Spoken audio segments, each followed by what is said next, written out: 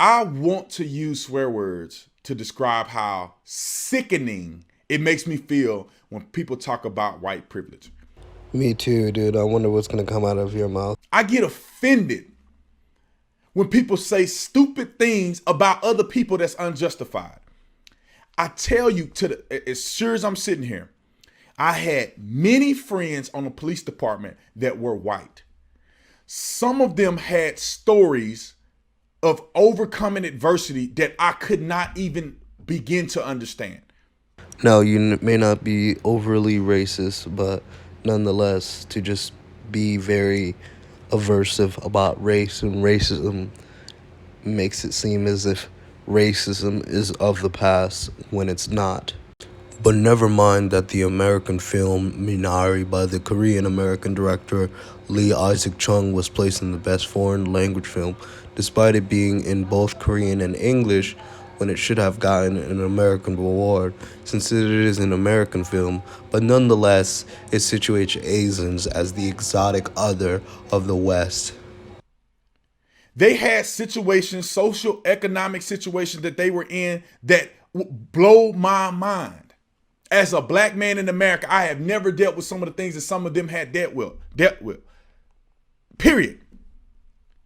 And so when I see people bring up this false narrative that all white people somehow have this privilege from birth is the stupidest thing that I've ever heard. It is an exaggeration if someone were to say all and literally mean all white people, since not all whites are perceived as whites. Now, I'll simplify privilege and not give you guys the complex understanding I have of the social theory of privilege. A privilege is an unearned benefit that advantages one group and disadvantages another group. Privilege does not equal an individual's life is easy or better than others. One example of white privilege is if you search up beautiful hot women on Google, you'll get mainly white women. Now, this disadvantages women who don't fit the standard because it affects people's perception of beauty, of what can be beautiful, and what beauty is being compared to as a standard. It's absolutely ridiculous. Take this for example. I was the spokesperson of the Tucson Police Department when I had maybe 2 years on the police department. You tell me, I have never in the history of the police department ever heard of anybody being a spokesperson with 2 years on the department. I'm in front of the camera. My name is behind things that I've said, and I've been on the police department for 30 minutes, pretty much. That's how we feel in the police realm. You on for 2 years, bro, you still a rookie. I ain't never heard a white person having that access to being a spokesperson of a police department that early. You tell me, you name a white police officer that can get on TV and say that they believe Black Lives Matter is ineffective. And I'll show you that same person that lose their job. Tell me what privilege that person has. I went and probably got one of the best deals possible on my house that I bought. I got it for a steal. I got the best deal probably in the whole community. I bought a house for 166 and it was worth 270 when it was built. The person who bought the house was a white person and they got jugged because I got a huge discount on that. Now, I bet they wondering how he get that deal. Somebody explain to me how I can name to you right now a whole bunch of white people that I know that are in debt through college, who have to pay to go to college. Student loan debt. That's outrageous. I ain't got no student loan debt from my bachelor's degree. Not one. I was on full scholarship, and I know 70 other people who are on full scholarship in 100 and some different colleges. Probably 80% of them are black people. And you tell me that somehow white people have a privilege. I know I've heard hundreds of stories of people that I know tell me that they went to apply for a job, and because of affirmative action, that they were denied a job, that they were more qualified than the other person who got it, who was a minority. Listen, when you are born, How your success in life is dependent upon you. It's dependent upon how much you willing to put up with, how much are you willing to take into account, and how much you're willing to pursue your dreams and your goals. I don't want to hear you blatantly call people and say they have white privilege. That's like saying, and I will say this, and somebody wanted to criticize me about this, but I'm going to say it. Explain as to whether Black Lives Matter is effective or not, but I will say it's because racism is complex and multifaceted. It is going to take a strenuous amount of time to address systemic issues. Black Lives Matter did one thing that I can remember, which is that blacks are more likely to be shot by the police than non-blacks, although the police murder whites more. But Black Lives Matter points out how blacks are disproportionately murdered at higher rates. Affirmative action is not just picking people based on race. Affirmative action is to advance justice. Affirmative action was initially put in place to rewrite historical wrongs. What exactly does justice look like is debatable. To say success is fully based on individual choices in life ignores how systemic inequalities are embedded in our society. For example, ableism and sadism. For individuals with disabilities or mental illnesses or perceived to have such are oftentimes infantilized and treated less than because they are assumed to be inferior. Some people are born with disabilities and some people become disabled through accidents.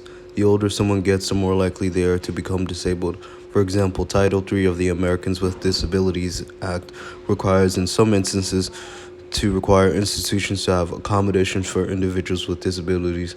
Yet most Americans are able-bodied and build institutions with able-bodied people in mind, regardless of their intentions, accommodate mainly for themselves, and choose to exclude disabled people and persons with mental illnesses or perceived to have such. Disability is a social construct. What this means is that it is how it is perceived. Society constructs it. Many people define disability as an impairment. When society takes away accessibility, it creates the impairment, which suggests society constructs disabilities. Structurally, nearly every social location embodies the inequities. Regarding mental illness, who is considered mentally ill varies over time. Homosexuality used to be considered a mental illness, but is no longer anymore. Who gets to decide the right way to think and be? Is there really a normal, or is this all a pretend? I'll let y'all decide. That's like me getting up here saying all black people are thugs. You have a propensity to be a thug. And if police target you disproportionately, they're justified because statistics show that you are more likely to be a thug than a white person per capita. Somebody tell me a statistic that's different than that. African American people in this country commit violent crimes disproportionately than any other race that we hear about, any other race that lives in America. How do we make up 13% of the population and commit over half of the violent crimes in America? Explain to me that. Now you are trying to justify racial profiling. The police officer should focus on suspicious activity rather than their race or ethnicity. The police is not justified. When police officers target many black people, this misses the mark. The most dangerous crime in America is white-collar crime, which is mainly committed by white men. But because white-collar crime is invisible, it is oftentimes not taken seriously, as it is very difficult to detect. Listen, for us to try to portray that in our society there's an epidemic of white privilege, then we have to say in our society there's an epidemic of good-looking people getting better opportunities. There's an epidemic of people that have more money getting opportunities. There's an epidemic of legacy. If your parents' last name is XYZ, you're gonna have more privilege. There ain't nobody in the world that's associated with Trump that's not gonna get. There's nobody in the world that's associated with Obama that's not gonna have privilege. All you have to do is say, I'm Obama's great niece. You on national TV. 100%. But people don't want to talk about that. But I tell you what, I'm gonna talk about it. I'm gonna keep it 100. I'm sick of people saying that there's white privilege. In isolated situations, yes. Good, you have some capability to understand privilege. The purpose of pointing to privilege is to identify how we may be biased and contributing to a system without knowing it and to acknowledge it. We can't all be equal if people are not on an equal footing. which you just admitted by acknowledging there are legacy admissions in education. Is there black privilege? Yes. In isolated situations, black people can get stuff that nobody else can get. Whether you taller than another person, in isolated situations, that is true. Whether you look better than somebody else, whether you more presentable than somebody else. Isolated situations, that is true. Overall, that is not true. Just because you shorter than somebody don't mean that you are, that's an indictment on your life for the rest of your life. Just because you don't look as good as somebody don't mean that it is inevitable that you won't have great opportunities. I'll tell you a couple people on TV right now that don't look worth a dime. And they make more money than anybody else walking on planet Earth. It's not an indictment. See, what they do to you is they want you to believe this is true so they can pit you against somebody else. Period. See, conservatives don't play that game. We understand that we are all equal. We understand that there's privilege and there's exceptions in certain situations, but we don't sit here and paint the picture that our country is dedicated to those principles. But you know what? You know who does that? The Democrats do that. Liberals do that. They want you to believe that there's such thing as white privilege so they can pit the white people against the black people. They want you to believe that it's racist for us to secure our southern border because they want to pit the Mexicans against the white people. Bottom line, they want you to believe that who you sleep with at night makes you different than somebody else. They want to pit the gay people against the straight people. At the end of the day, because you gay, there's no indictment on you in America. You can do whatever you want to do. Everybody know who Milo is. Milo is one of the most popular people in America. Well, I don't say in America. We think he's popular. He's popular around the world. He's not even from America. He gay. Where's his indictment? Conservatives love him. How you gonna pit him against us? It ain't gonna happen. This is what I'll say, and I'm gonna get off here. If you are the type of person that believes that there's white privilege in this country, and you believe that there's an epidemic, that somehow black people don't have opportunities because of white people, you gotta be a fool. It is not per se that black people and non-whites cannot succeed. It is that they are being disadvantaged in ways that are invisible. Regarding black privilege, now you're just using the word privilege outside of the sociological concept of privilege.